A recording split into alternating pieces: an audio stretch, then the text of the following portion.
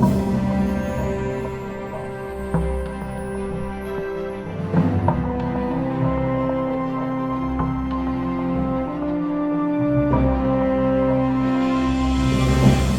you know, this is a very special Veterans Day this year. There will be bells of peace rung throughout the country at exactly 11 o'clock. We want to observe that at the exact time. So if you would just kind of hang in there with us at 11 o'clock, we're going to ring the bells. Thank you.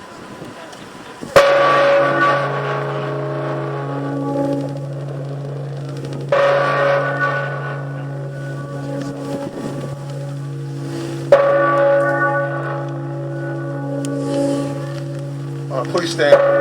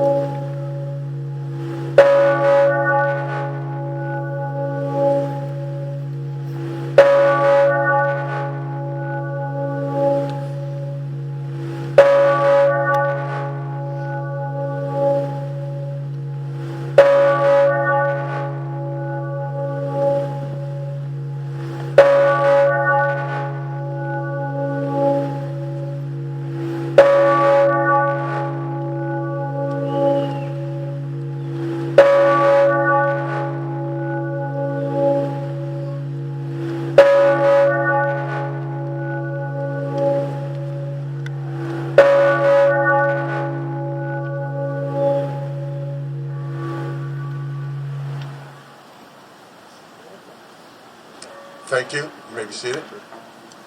I should not say. You should remain standing. We have to advance the other colors. Pardon me.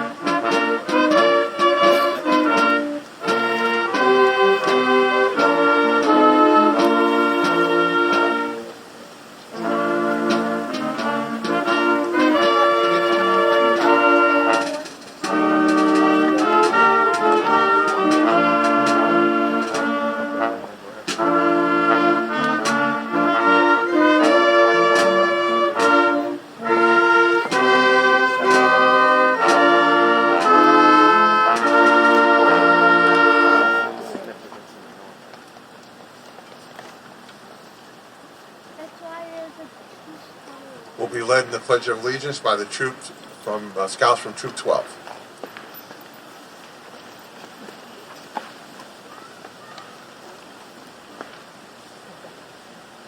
Can everybody please rise and remove their hats for the Pledge of Allegiance? I pledge allegiance to the flag of the United States of America and to the republic for which it stands, one nation, under God, indivisible, with liberty and justice for all.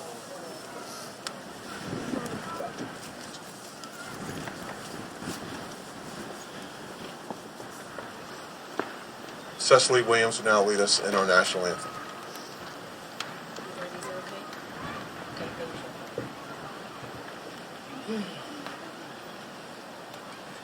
Oh, say, can you see by the dawn's early light what so proudly we hailed at the twilight's last gleaming, whose broad stripes and bright stars through the perilous fight o'er the ramparts we watched were so gallantly streaming, and the rocket's red glare, the bombs bursting in air, gave proof through the night that our flag was still there.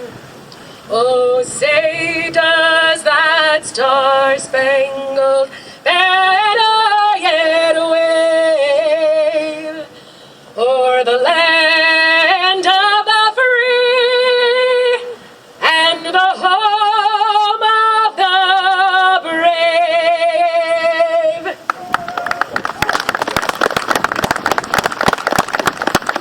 Thank you, Cecily. We'll now have an invocation by Pastor Katrina Foreman from the Union Congregational Church.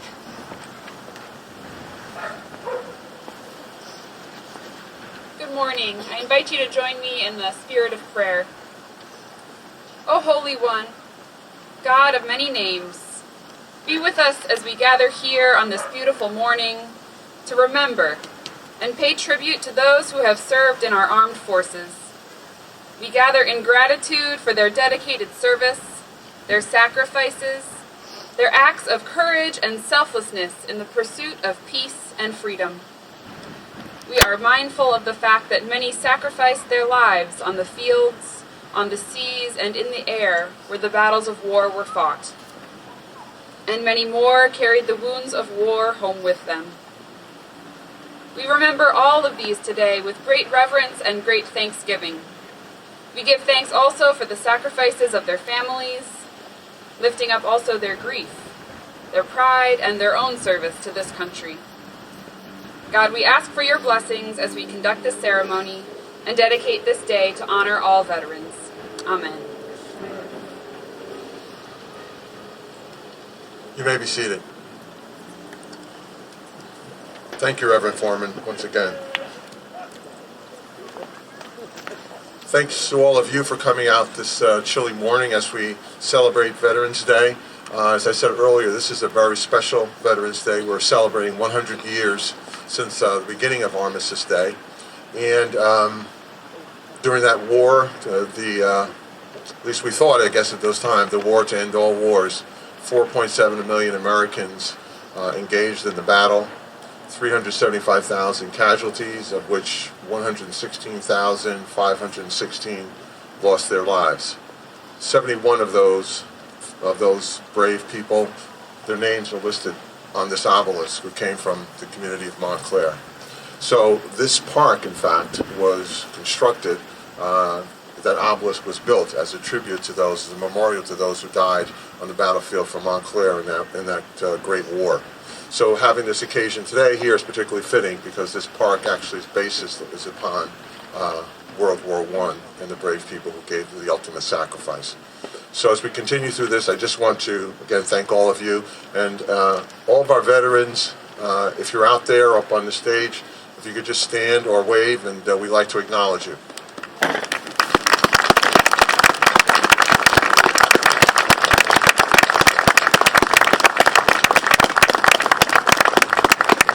Thank you for your service. God bless you. Just take a minute before we continue on with the program to honor some of all of you, of course, are very special guests with us, but we do have some elected officials that I'd like to recognize. Assemblyman Tom Giblin, Freeholder President Brendan Gill, Councilor Rich McMahon, Councilor Renee Baskerville, Councilor Bill Herlock, Councilor Bob Russo, our Chief of Police, Todd Conforti, Deputy Chiefs from our Fire Department, Duncan and Wild. And also I think I saw our Director of Community Services, Mr. Wood out there. And Last but certainly not least, I want to recognize Pat Breshka and her entire team who put on a great job every year. Thank you, Pat. If I miss anybody, we'll come back later on in the program to recognize you. From here, we're going to hear from Councilor Herlock, who's going to introduce our speakers who have a very special connection with him. Councilor Herlock.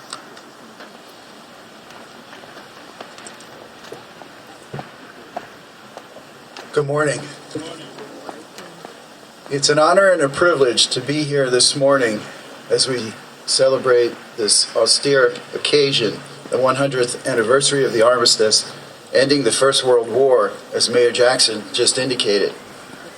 I also have an even greater honor this morning to introduce the two speakers who are here with us this morning to tell about a very unique story that needs to be told and wasn't for 73 years, but we'll get to that in a moment.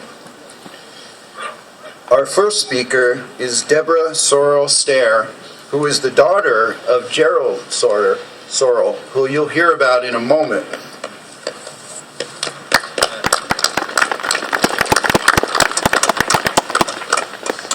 Jerry was a private first class who served with great distinction in World War II. Mr. Sorell served at the Battle of the Bulge in the Ardennes and also fought and crossed the Rhine River and Remagen. Mr. Sorell, we thank you for your service to our country.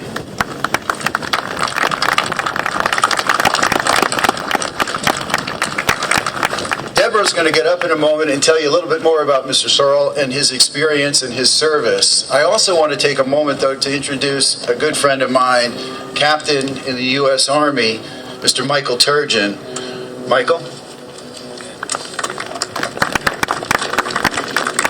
Michael was our speaker here on Veterans Day 2 years ago and did a wonderful job. And in a moment, he's going to make a presentation to Mr. Sorell.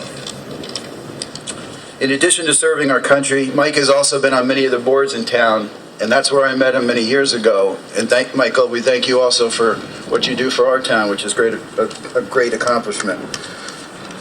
Michael, I want to thank you also for your service to our country. And at this moment, I'd like everybody to help me welcome Michael and Deborah as they come up here to tell you a little bit more about this hero that we're going to hear about today. Deborah?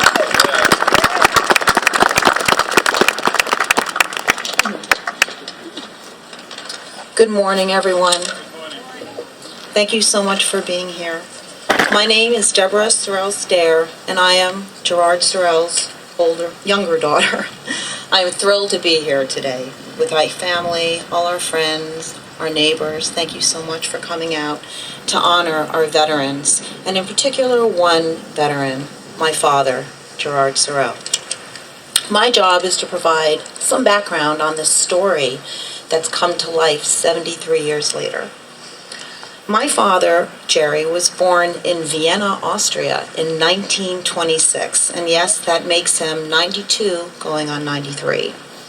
His father died when he was young of tuberculosis, and he and his young mother were left to fend for themselves in Germany as the Germans were starting to take over Europe. Musically talented, Jerry had dreams of being a concert violinist, but those dreams came to an end in 1938 when Hitler annexed Austria. Being Jewish, Jerry and his mother fled the Holocaust and made it to New York City in 1939, where my father attended the High School of Music and Arts, which, by circumstance, my niece attends to this day. He was a great student and a great musician, and was working on his music when he turned 18 and tried to enlist to go back to fight the Nazis. He was not yet a citizen, so he was turned down. But then in June of 1944, he was drafted. Jerry went straight from basic training to the front, assigned to a heavy weapons company, machine guns and mortars, in the 394th Regiment of the 99th Infantry Division. His outfit, as mentioned by Captain Herlock, participated in the Battle of the Bulge and spearheaded the crossing of the Remagen Bridge into the heartland of Germany. While crossing under heavy bombing my father sustained severe hearing loss due to the bombs, which he suffers from to this day. Many of his brothers were killed on that bridge, which has been described as drenched in the blood of our soldiers. Later that year, his regiment also participated in the Ruhr Pocket and Danube Valley drives. My father stayed on in Europe after the war ended and worked for the Counterintelligence Corps, which is something like the CIA today, and owing to his European background and his German language skills, he was the perfect candidate to interview German soldiers to determine their participation in the Nazi regime. After the war, my father returned home, and thanks to the GI Bill, he attended Princeton University, where he graduated with high honors as an engineer, both undergrad and in a master's program. He also served as concertmaster, where he was also the occasional soloist as a violin. The rest is history. He got married to my mother, Susan, had 2 daughters, myself and my sister, Dr. Tamara Sorell, and worked as a chemical engineer for some 65 years. After retiring from Exxon Research and Engineering, he continued to work as an independent consultant. In addition to the violin, sort of a fun fact, my dad has also been an avid tennis player his whole life. And reluctantly, at the age of 91, he was forced to give up his tennis playing, which was a personal loss for me since we were doubles partners in many filial tournaments. But he doubled down on his violin playing, and he formed a duet with one of his neighbors and friends that they call the arthritic duo, and they entertain at continuing care facilities, as my father said, playing for older people, most of whom are 10 to 20 years younger than he is. Before I turn this introduction over to my good friend Michael Turgeon, I just want to leave you with 2 personal thoughts on what an important day this is and what an important honor this is for my father and our family. I have learned from my father what courage is. Courage is the unerring commitment to doing the right thing regardless of the cost to yourself or your family or the danger it puts you in. That courage was demonstrated by my father 73 years ago, and I'm so incredibly proud to be standing here among all of you today to honor that courage. And it is also the courage of every veteran who is here, who these wonderful heroes have been willing to put their lives on the line to defend our security and our freedom. And I want to say to every one of you, thank you. Thank you so much for protecting our lives with yours.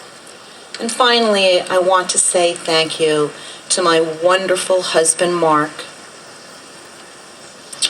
who really is the person who is responsible for bringing this incredible story to life of this young Viennese boy who fled from his home country and was able to fight on behalf of the Allies to defeat the enemy.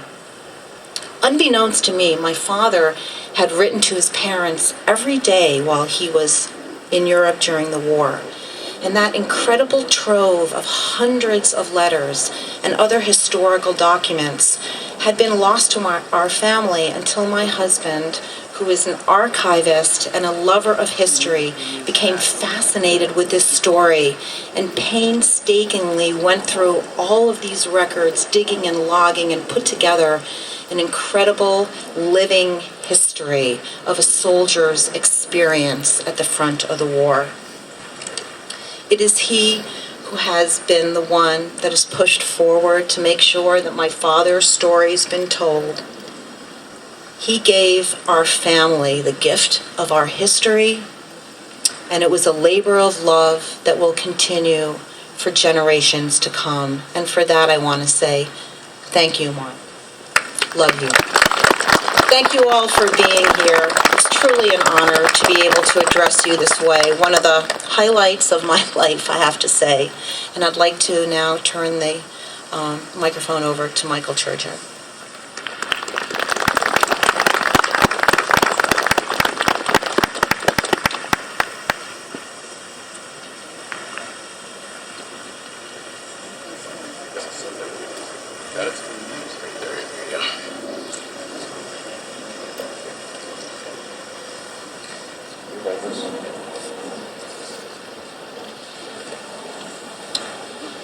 Before I begin, I would like to thank Mayor Jackson, the Town Council, and the Township employees for accommodating this very special presentation. If you are able, please stand.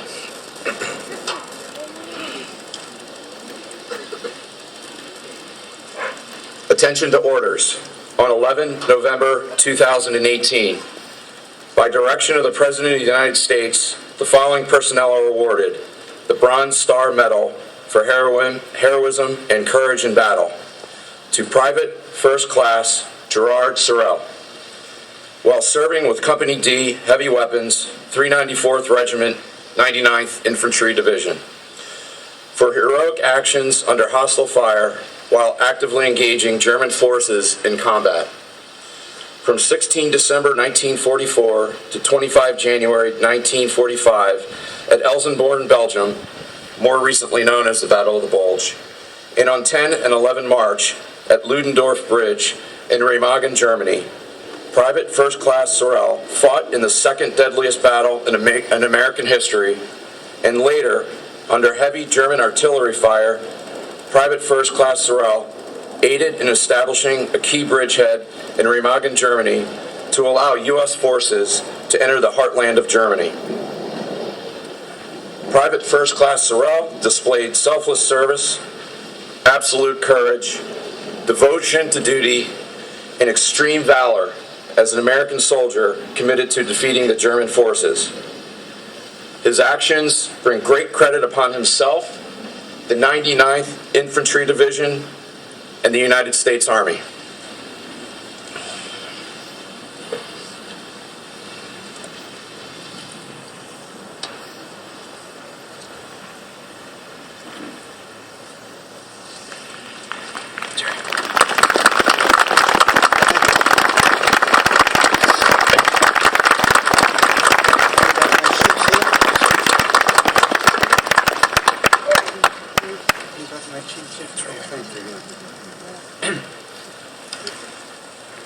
Well, first of all, let me thank you, Captain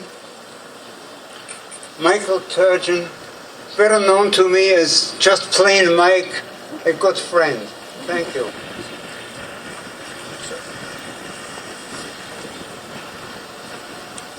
I, of course, also want to thank Deborah for this very gracious introduction. Deborah, I all knew what a great guy Mark, your husband, is. I never knew what a great guy I am.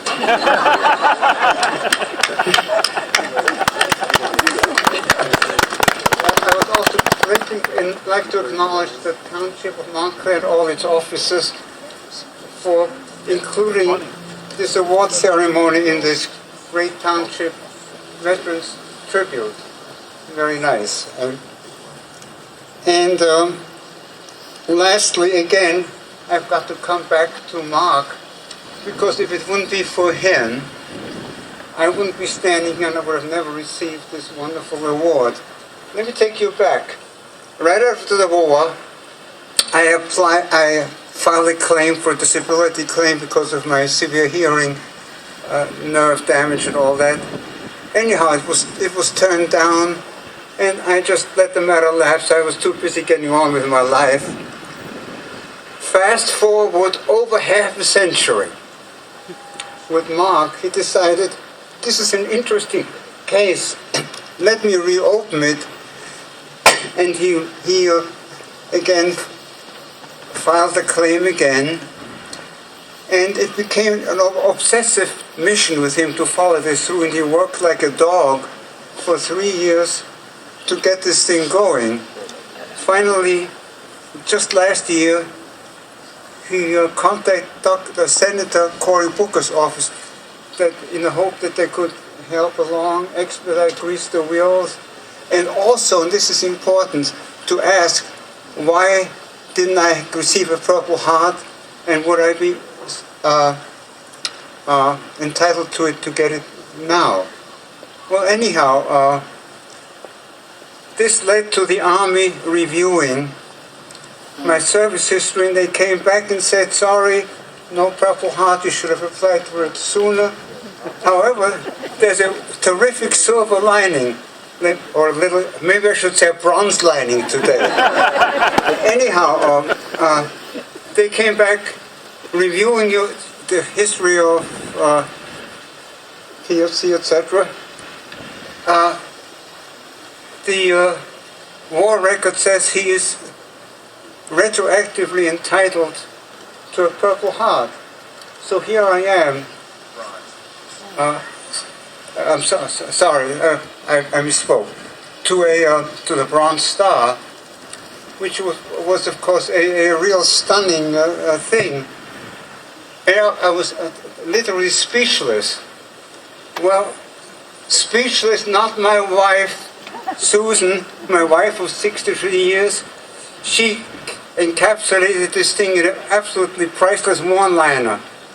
Jerry, she said, better retroactive than posthumous.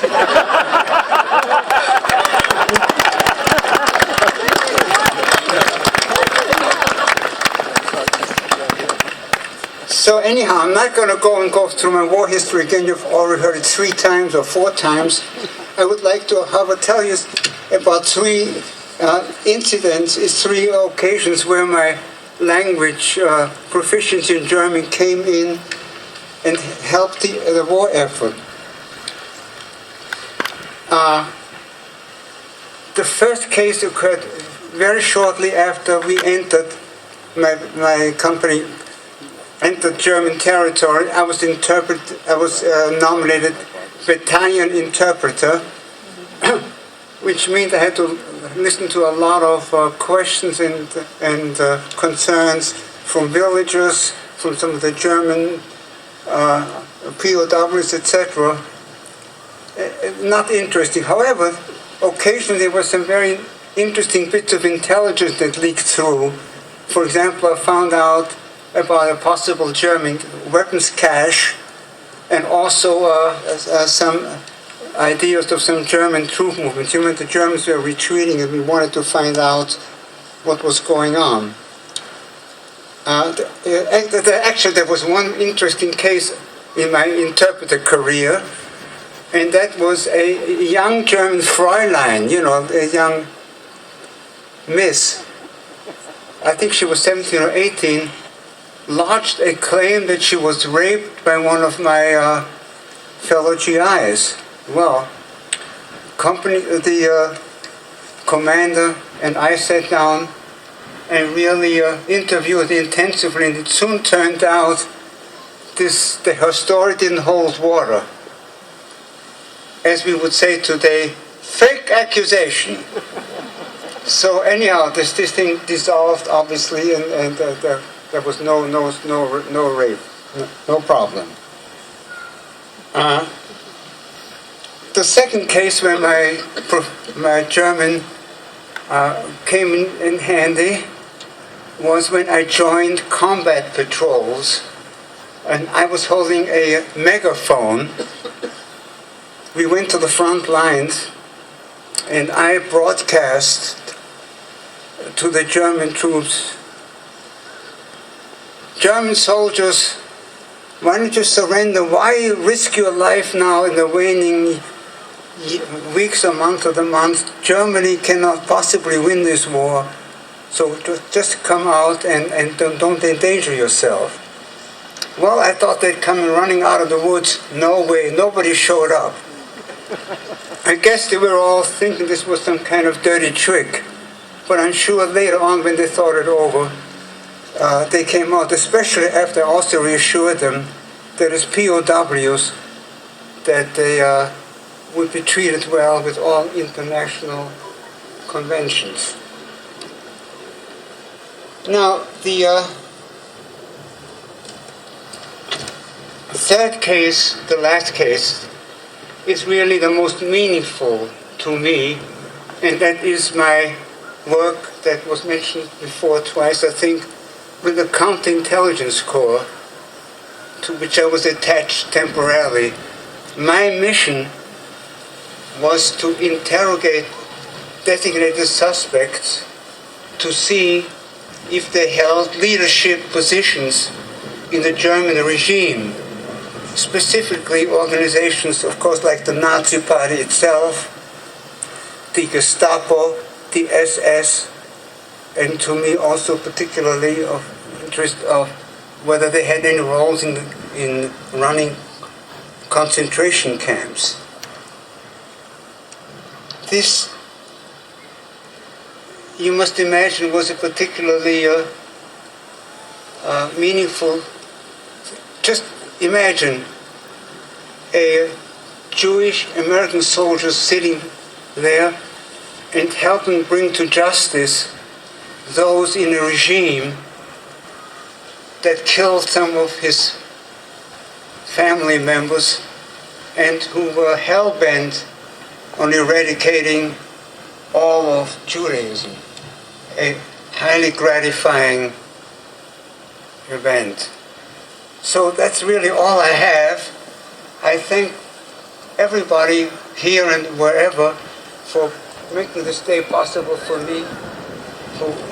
And I'd also like to thank all of you out there, family, friends, well-wishers, veterans, for coming out on this nippy day and participating in this wonderful Montclair Veterans Day tribute.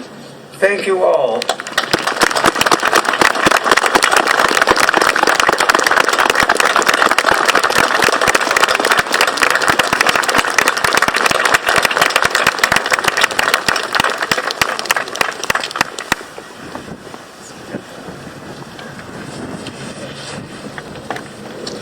Thank you, Mr. Sorell. We also, in addition to our very special guest of honor, we have some other members representing our veterans here today as well. Crawford Cruz, American Legion, Post 251. Lieutenant Vincent J. Russo, American Legion, 382. Disabled American Veterans. And Daughters of the American Revolution, Eagle Rock Chapter. We're next going to hear from two outstanding students from House Gill, and want to thank Mr. Gill, as always, for participating in this program. We're going to hear from Ashley Noel and Samuel Goldings from Glenfield Middle School.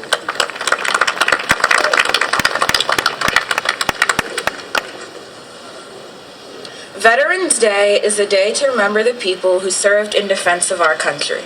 100 years ago on this day, the headline of the New York Times was, "Armistice was signed in France at midnight. Terms include withdrawal from Alsace-Lorraine, disarming and demobilization of Army and Navy, and occupation strategic naval and military points." At this time, there was a lot of other things happening in our country. On such a momentous day, people celebrated.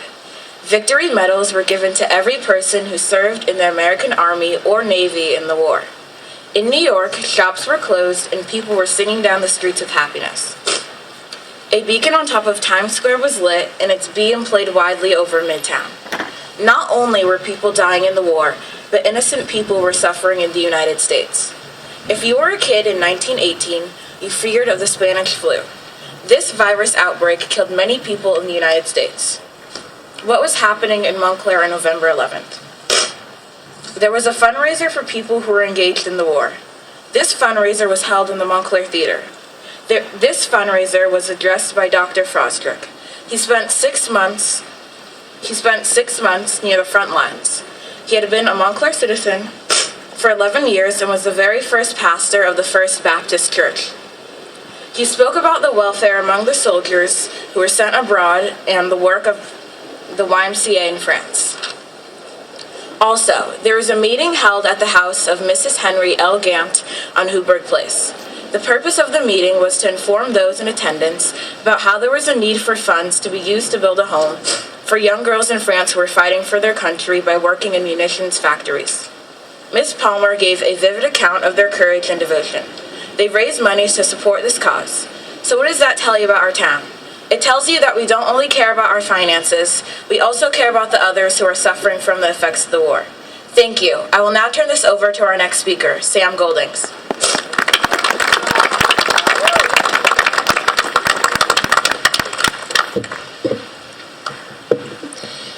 In Flanders fields the poppies blow, between the crosses, row on row, that mark our place, and in the sky the larks still bravely singing fly, scarce heard amid the guns below.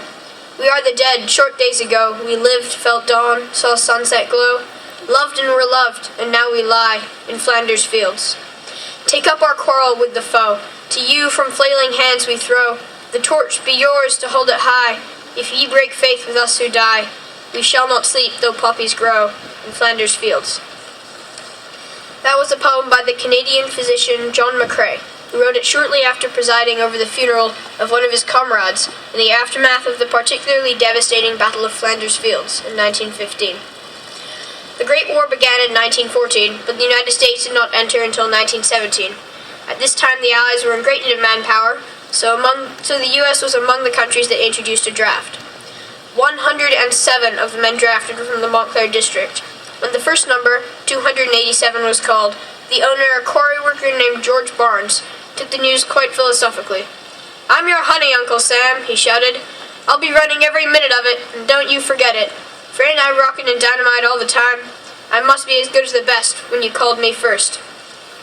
This astounding sense of duty, camaraderie, and patriotism held true even when casualties began to tally up. The first soldier to die in service from the United States was in fact from Montclair. Paul G. Osborne died of wounds sustained in the American Field Ambulance Service. When Paul died, a French aviator flew from Montmelon, where the memorial service was taking place, to a town near the front where Albert Osborne, Paul's brother, was stationed, to bring him the sad news. A racing vehicle was even put at Albert's disposal to bring him to the funeral. At this funeral, General Baratier presided over the impressive military ceremony, accompanied by 2 divisions of French soldiers. Afterwards, the body was shrouded in an American flag and interred. An aviator even dropped a wreath on the coffin while on a flyby of the town. The first Italian-American from Montclair who was killed was Vincenzo Maffucci. He had 2 brothers in the war, both in the Italian army. One was killed and another taken captive. Many other Montclair casualties followed. Among them was the enthusiastic groom-to-be Lieutenant Norman Dubois, the brave 18-year-old Austin Barnes, and his neighbor Crawford Cruz, whose family moved back south after his death, the distinguished aviator Matthew L. Cahill, and many, many others, whose names are on the obelisk behind me. U.S. citizens, Montclair citizens, just like you and I, who laid their lives down on foreign soil in protection of another country's liberty. Throughout history, people have repeatedly thrown their forces at each other through misguided ideals of militarism, nationalism, or imperialism. But never before was a war so deadly, so painful, so horrific. Hopefully it set humanity on the path towards solving issues through diplomacy. As we commemorate this 100th anniversary of peace, we may only hope that a lasting lesson has been learned. As some here today may know, few who have experienced war would wish it upon anyone again. The chances of something so horrific happening again are magnified if my age group is denied learning this lesson. For if we don't understand history, we run the risk of repeating it. Thank you.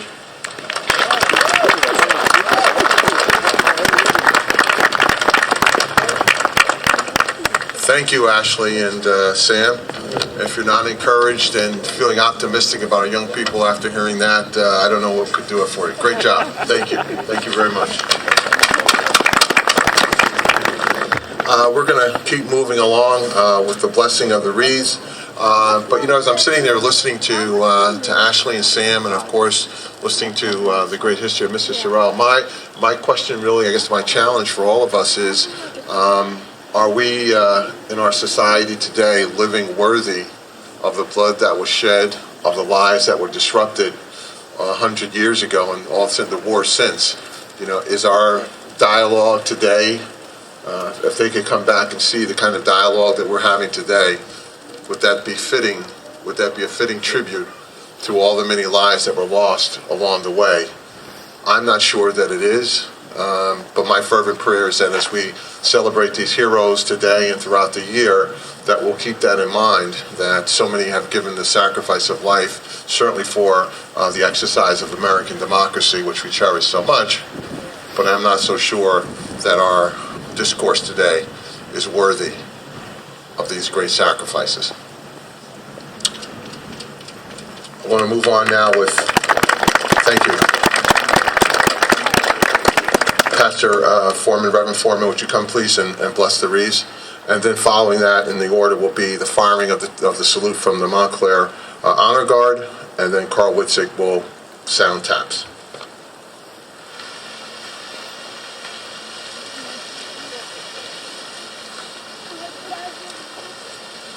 God of compassion and protection, we ask your blessing on these wreaths.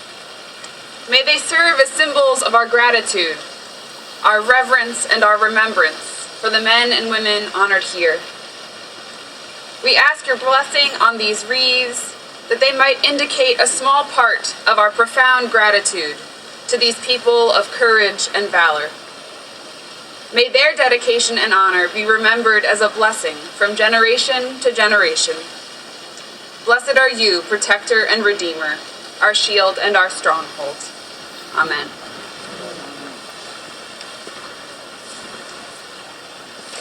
Please stand.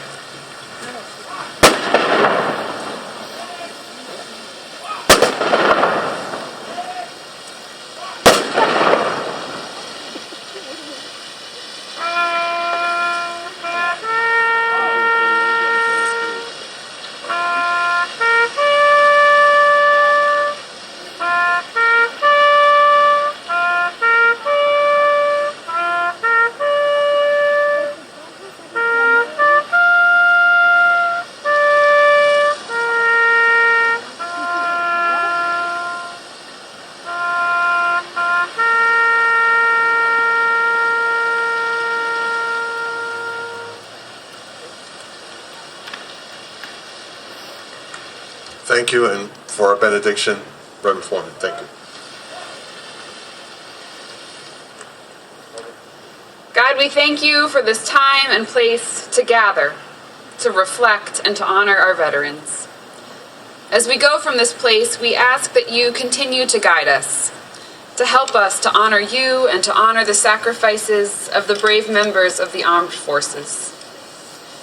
May we uphold the values of peace and freedom, of the inherent dignity of every human being, by our own right conduct, by the kindness and tolerance we show to one another. May we lead the world by example and become, in the words of Isaiah, a light to the nations. Then will the labors and sacrifices of these veterans be honored not in words alone, but also by our deeds. Go in peace. Amen.